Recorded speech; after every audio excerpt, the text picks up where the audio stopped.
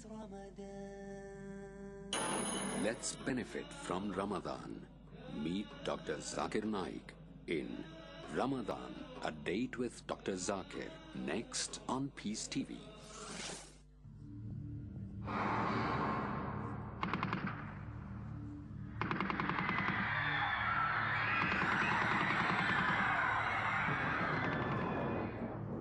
Salamun, salamun, salamun, salamun. Salamun, salamun, salamun, salamun. Peaceful, peaceful, peaceful, peace. Peaceful, peaceful, peaceful, peace. You who believe, give charity for the pleasure of Allah, the pleasure of Allah. Oh, you who believe, read the Quran every night of Ramadan, night of Ramadan. Welcome, O Ramadan. It is Ramadan. It is Ramadan.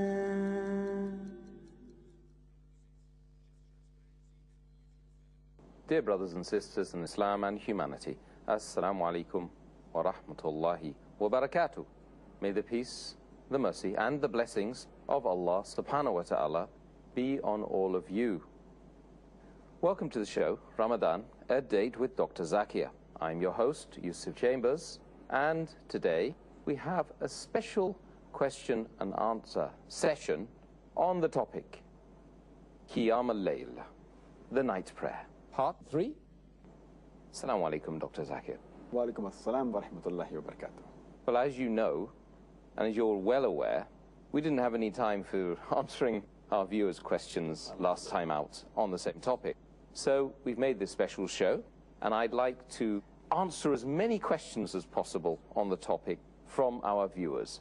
Hundreds and hundreds of emails, as usual, and, you know, it never changes, does it? Alhamdulillah.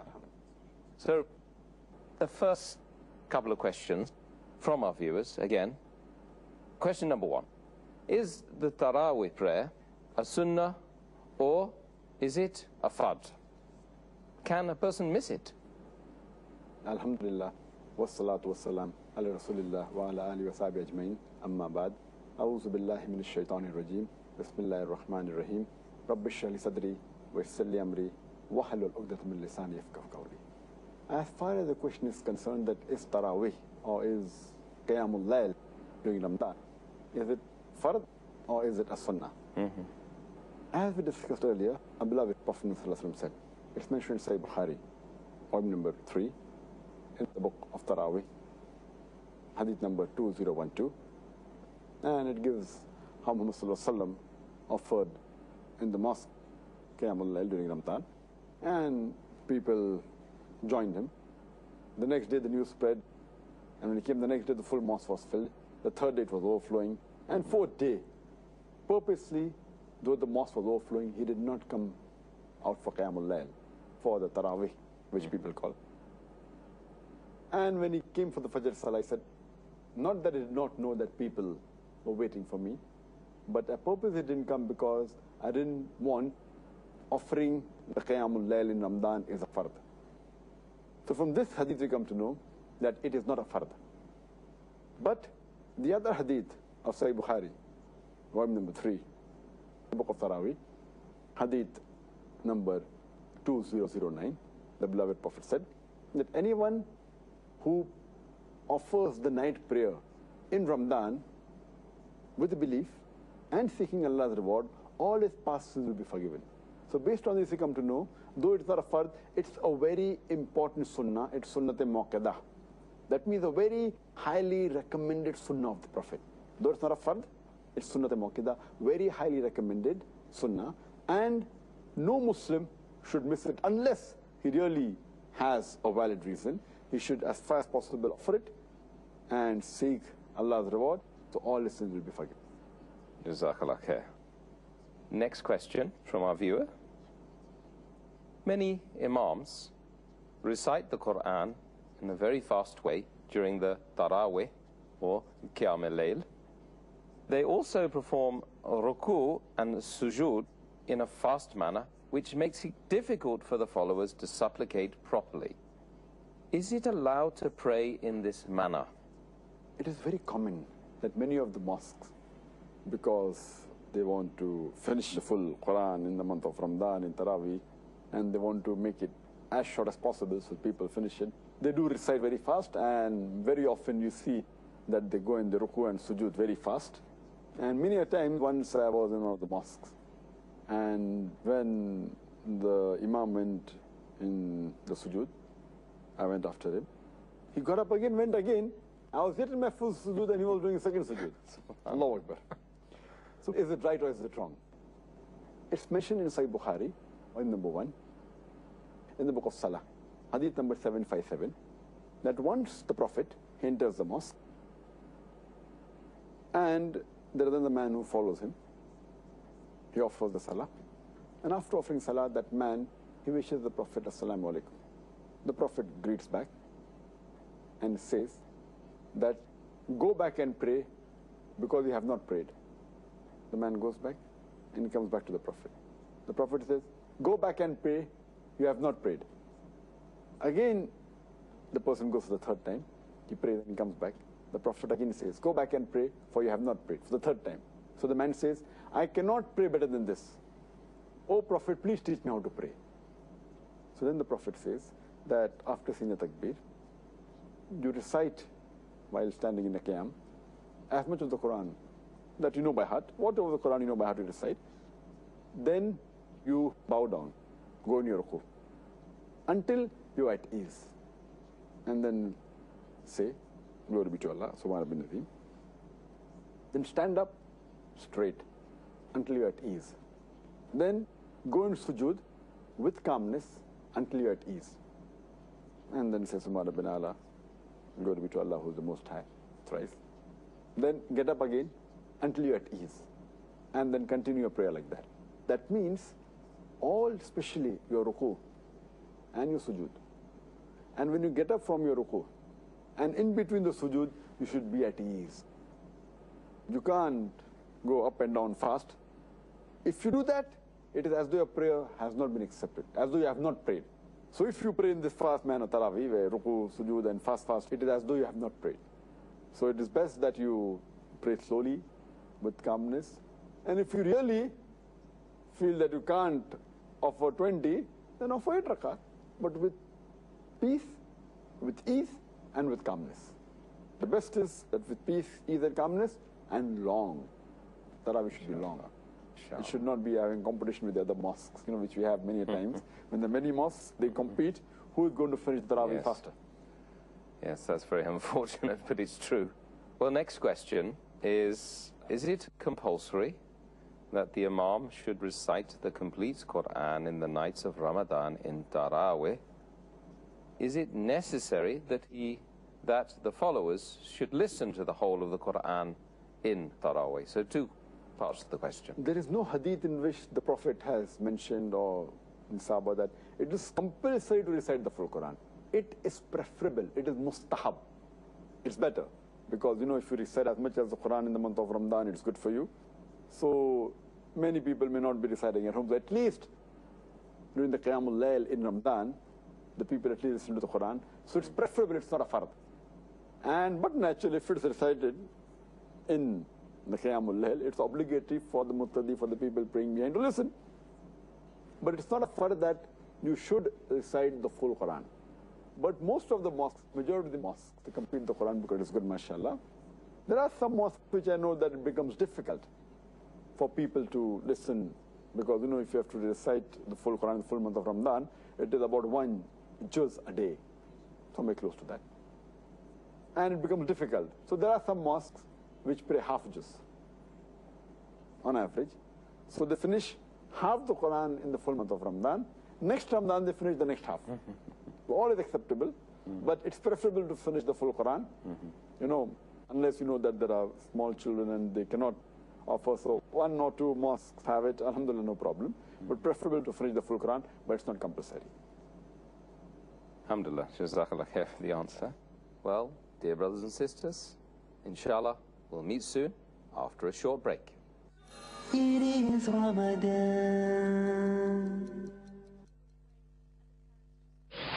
Yasir Fazaga. Islam is not one horizontal line where everything is equally the same. That is not Islam. Muhammad sallallahu alaihi wasallam was the greatest liberator that humanity has ever known, that humanity will ever know. We are the best ummah that was erected for the welfare of mankind. Don't live today as if there's no tomorrow. Poverty is never celebrated in Islam. As Muslims, self-pity does not exist. Watch your character, that becomes your destiny. Watch Yasir Fazaga in Here to Hereafter. Islam is still spreading because it is not the religion of paper. Islam is a way of life. Words of warning. On the day of judgment, every human being is vulnerable to be touched by hellfire. Abdullah Hakim Quick. Men have rights over women, but women also have rights over men. Mamdouh Muhammad. We should remember what have we prepared for the day of judgment. Reminders.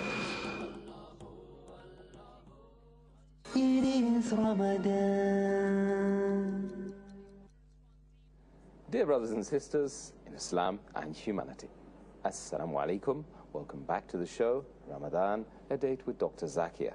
I'm your host, Yusuf Chambers, and today we're answering your questions on the topic, Qiyam al-Layl, the night prayer. Assalamu alaikum, Dr. Zakir. Wa alaikum assalam wa barakatuh. Next question.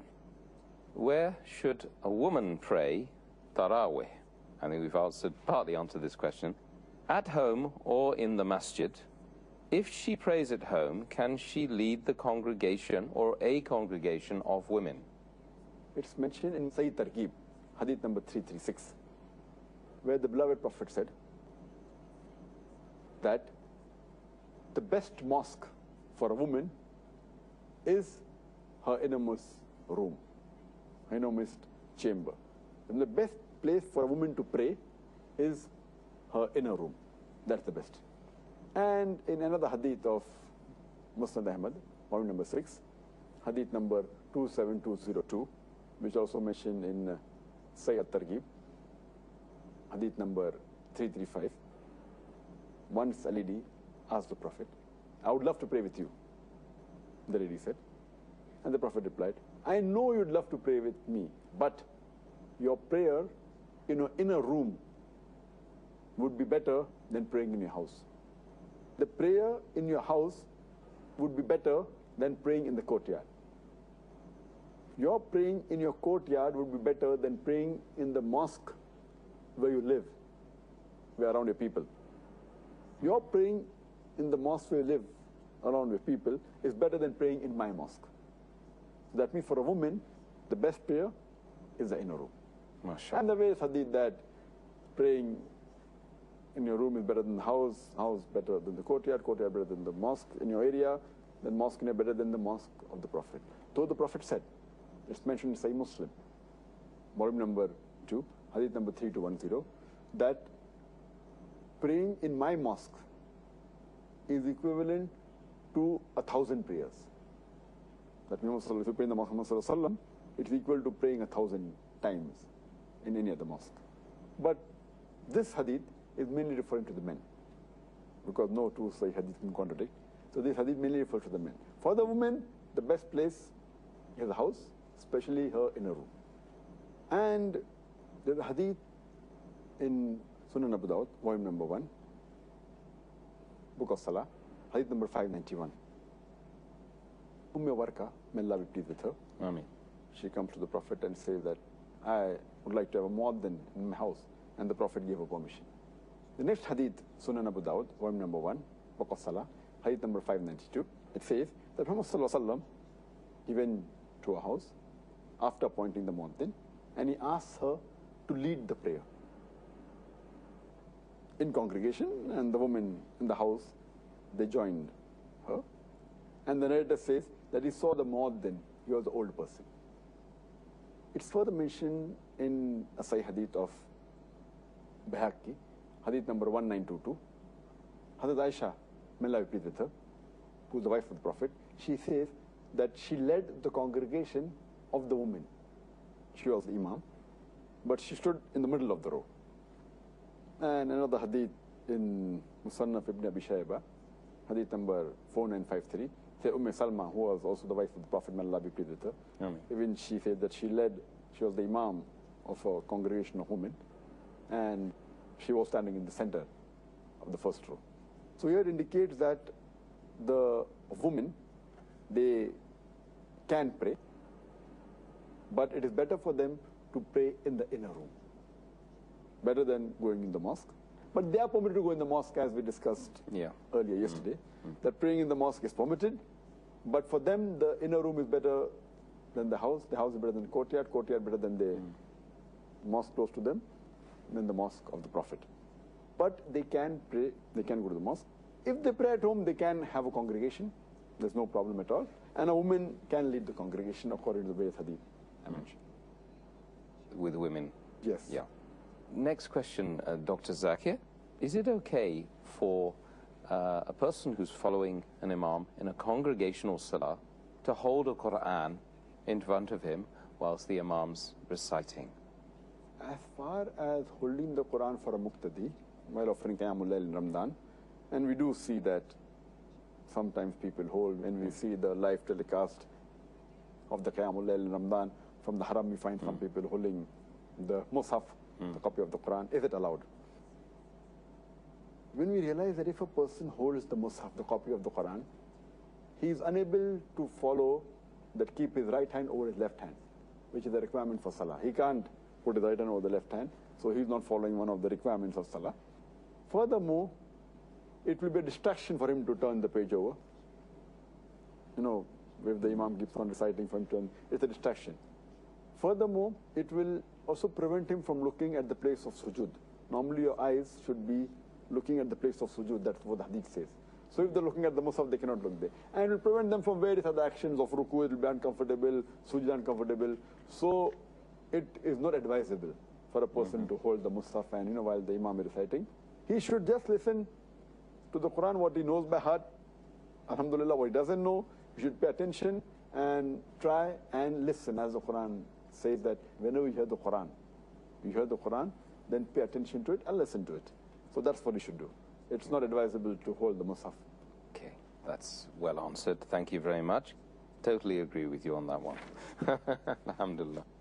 Another question for you, Dr. Zakir. The viewer says, I pray Taraweeh in the mosque behind the Imam, but I want to pray more rak'ah in Tahajjud. Should I avoid witr behind the Imam, or should I pray the witr behind the Imam and later repeat my witr? As far as the practice and the saying of Muhammad is concerned, a beloved Prophet said, it's mentioned in Sunan Abu Dawud, volume number 1, book of Salah, hadith number 1370. The beloved Prophet, he said that when the people asked him to stay longer and pray more, so he said that a person who prays with the Imam till he ends, it is as though he has prayed for the full night. And the other hadith of Sahih Bukhari, volume number 1, in the book of Salah, hadith number 472, which says that when the person asks the Prophet about Qiyamul Layl, Prophet said that you have to pray 2 rakat, followed by 2 rakat, then 2 rakat, then 2 rakat, and when you fear dawn coming, then pray 1 rakat. And the other hadith says that you can pray as much as you wish. So based on these 2 hadith, the best a person can have 2 options. One is that he has to pray till the end of the Imam. He can't come away from the Salah and not offer witr, because then he will not be, as the Prophet said, he would not be like a person who's prayed till the end along with the Imam. As the hadith of Abu Dawud 1370 says, that if he prays till the end along with the Imam, as though he has prayed the full night. So the best is he prays along with the Imam, also prays witr, and then afterwards, later on, if he wants to offer tahajjud, tahajjud is the same as Qiyamul Layl. Tahajjud means waking up again. So he goes home, he sleeps, and he wakes up again. He can again pray, but he should not offer witr, because there's no 2 witr. There's only 1 witr. Or the other option is that he prays along with the Imam, and when the Imam, in the last rak'ah of witr, when he ends his salah, this person should get up and pray one more rakat. So when he prays one more rakat, it doesn't become witr. And when he goes home, prays the tahajjud, and then prays the witr. Here, he's following the hadith, he's praying till the end with the imam. So he gives the thawab of praying for the full night. And then he goes home, and he prays. And the witr is normally the last prayer is preferable. So he goes home, and he again prays the tahajjud, and after tahajjud he prays the witr. That is the second option, which is preferable, but the first is also fine. Okay, excellent. Thank you. Next question. How much Quran should one recite in each rak'ah of Taraweeh? There is no fixed rule per se. There's no limitation, but the Prophet did say that as much as you recite is better. We have in the hadith of Mustadrak al-Hakim, hadith number 1160, that the beloved Prophet, he said that anyone who recites 100 verses, he will be counted among those who are obedient. The next hadith of Mustadrak al-Hakim, hadith number 1161, that anyone who recites 100 verses will not be counted among the negligent. And the hadith of Sunan Abu Dawud, volume number 1, in the book of Salah, hadith number 1393, which says that anyone who recites 10 verses in the Qiyamul Layl, that is the night prayer, he will not be counted among the negligent. Anyone who recites 100 verses will be counted amongst the obedient. And anyone who recites 1,000 verses will get huge sum of rewards. So as much as he recites, better. It's mentioned in Sahih Muslim, volume number 1, hadith number 1697, that a Sahaba joins the Prophet and in Qiyamul Layl, and the Prophet continues, and he, as I mentioned earlier, he prays Surah Baqarah, and he thinks he's going to end after 100 verses. He continues, 200 verses, he continues. He thinks he'll go in ruku after Surah Baqarah. Prophet continues of Surah Nisa. Then he thinks after Surah Nisa he'll go, then he continues Surah Imran, and continues praying. That means, more than 5 juz. That's how long the Prophet prayed. We also have the hadith which is mentioned in Muwatta Imam Malik, volume 1, in the book of prayer, chapter number 2, hadith number 4, where Ubay bin Ka'b, when he led the Salah, he used to recite 100 verses of the surah, long verses. And the recitation was slow, so people used to get tired and lean on the stick, and many times it used to continue till close to Fajr Salah, very long. But the Prophet also said, it's mentioned in Sahih Muslim, volume number 1, book of Salah, hadith number 943, that when you're leading a congregation, do not lengthen your Salah too much, because there are women, there are elderly people behind you, they get tired, so you have to shorten your prayer. And the Prophet then continues to say that if you're praying in congregation, then so you don't lengthen too much, but if you're praying alone, you can pray as much as you wish. As the Prophet, he prayed more than 5 juz. If you're alone, you can pray as much as you wish, but in a congregation, you can lengthen it, but don't make it too much. Don't go too much. It will cause a problem to the people who are in your congregation, the young children, the women, the elderly people. So that should be the size. Be balanced, in other words. That's right. Alhamdulillah. Next question, Dr. Zakir. Is it permissible to pray Taraweeh at home? Okay. If a husband leaves the wife and children in Taraweeh, will he get the reward equal to those who pray Taraweeh in congregation in the mosque or the masjid? Praying in congregation is preferable than praying alone, as we discussed earlier. Praying in the mosque is preferable than praying at home.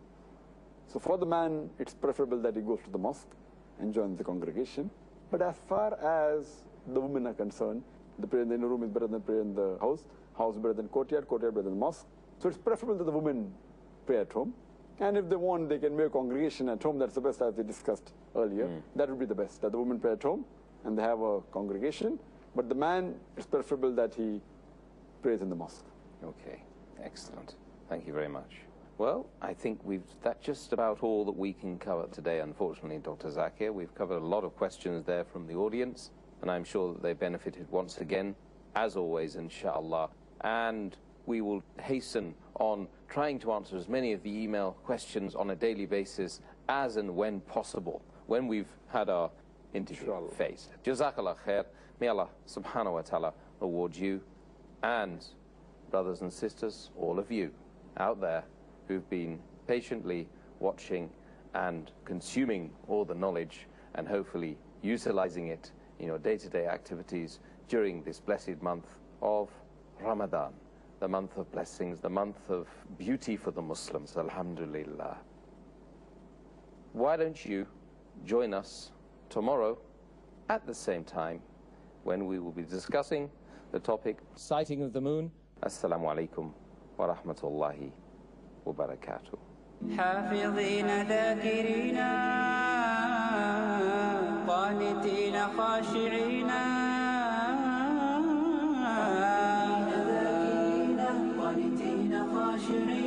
مسلمين مؤمنين للإله عابدين.